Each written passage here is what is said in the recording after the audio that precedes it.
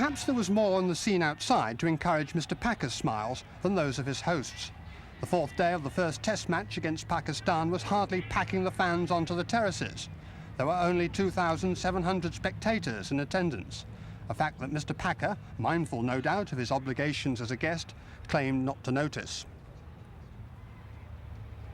When you look at a game like this, when you look at this sort of crowds, what are your reactions?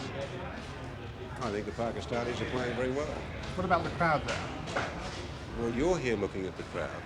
I'm here looking at the cricket.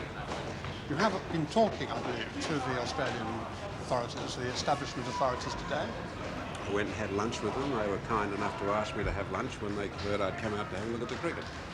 Was anything said that might lead to a possible reconciliation? Well, I mean, the fact that they were nice enough to ask me to have lunch and we had a very pleasant lunch and could talk to one another is obviously a step forward. But it doesn't sign contracts or do anything else, but at least we're talking. Is there a chance, do you think, of reconciliation? Well, there's obviously a better chance than there was yesterday when we weren't talking. By apparent coincidence, today's meeting at the MCG coincided with an article in this morning's Melbourne Age in which cricket writer Peter McFarlane urged the Australian Cricket Board to admit defeat and start discussions with Mr. Packer's organisation.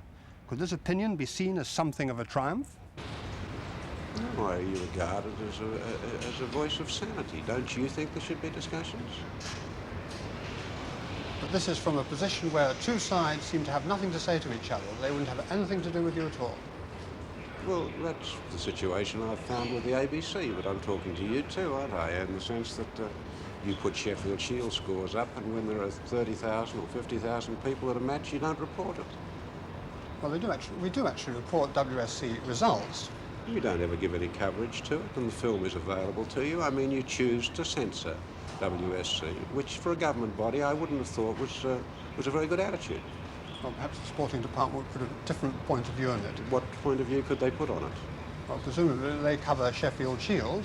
Well, you know, you can't have it both ways. You can't have 100 people at a ground and claim that's a great news item and have 30,000 at the other one and claim that it's a non-event. 30,000 then at WSC matches compared with the sort of crowd you've got here must be a triumph for you then. I'm not commenting on what's here today. This is outside of the normal cricket season. And I think it has extenuating circumstances, the same as any match that's played outside of the normal cricket season. And what about rights to cover television rights to cover matches? Well, who would you expect to have them? Well, does that play any part in your thinking? Well, of course it does.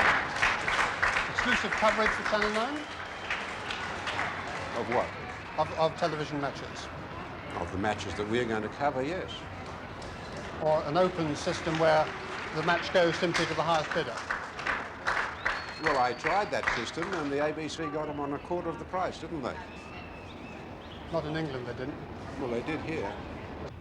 Whatever may have been the feelings about Mr. Packer at the MCG in the past, it was certain he had some fans at the ground today. At one stage, it was pointed out he was wearing a Pakistani tie. He replied he'd never been given an Australian tie. Perhaps today's events might one day produce that small addition to his wardrobe.